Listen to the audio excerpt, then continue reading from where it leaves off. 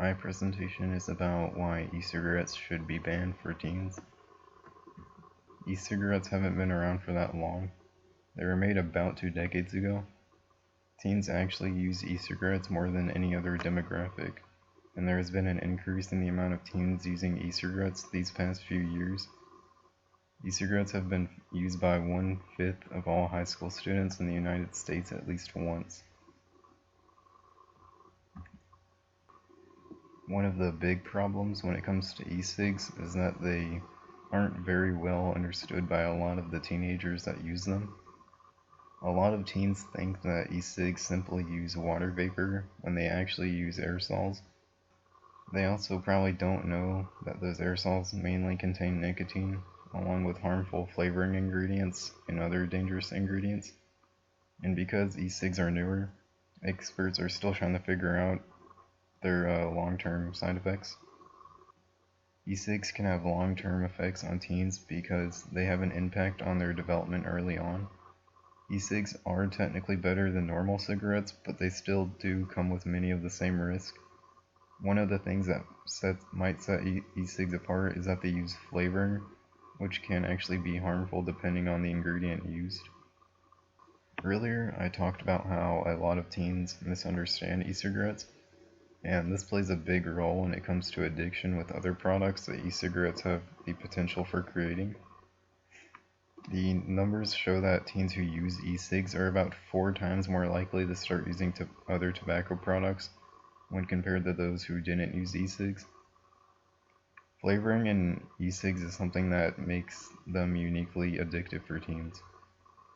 The longer and more often teens vape, the more they expose themselves to toxins in e-cigarette aerosols and put themselves at risk for nicotine addiction.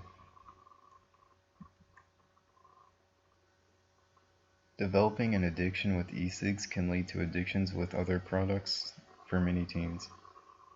This is obviously bad because the effects of other tobacco products are more harmful than those of e-cigs. Using other tobacco products can put teens at risk of many other problems, like immune system issues or hearing and vision problems. One of the main reasons why so many teens are addicted to e-cigs is because the industry targets them since it's easy to take advantage of the youth with their products. Their commercials can sometimes be misleading, and they usually try to make e-cigs seem cool or more healthier than they actually are. Some e-cigs that have been marketed as containing no nicotine have actually been found to contain nicotine.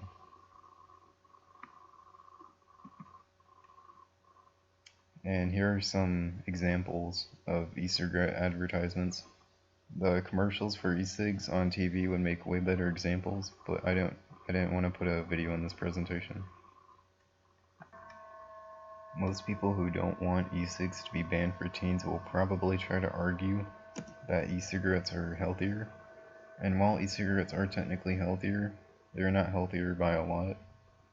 And e-cigs being healthier isn't the best argument when considering how many teens begin smoking because of e-cigarettes. E-cigarettes do displace normal cigarettes by a considerable amount, but they also greatly increase the amount of teens using tobacco products in general. Here's a graph that helps show what I was just talking about. I've been mainly referring to high school students, which are represented by the yellow line on this graph. And basically what this graph shows is that tobacco product usage was decreasing and leveling off until e-cigarettes caused it to surge. Here's another graph I added. This graph shows that starting in 2011, 15% of high school students used traditional cigarettes, which went down to 5.8% in 2019.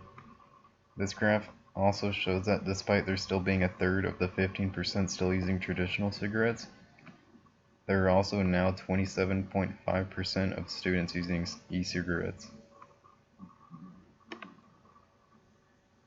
Based on the graphs I just showed and everything else I've gone over, I think it's reasonable to say that while e-cigarettes did help against traditional cigarette usage among teens, it didn't make enough of a difference considering how a decent portion of students are still using cigarettes, while many more have began using e-cigarettes. which also carry many of the same negative health effects.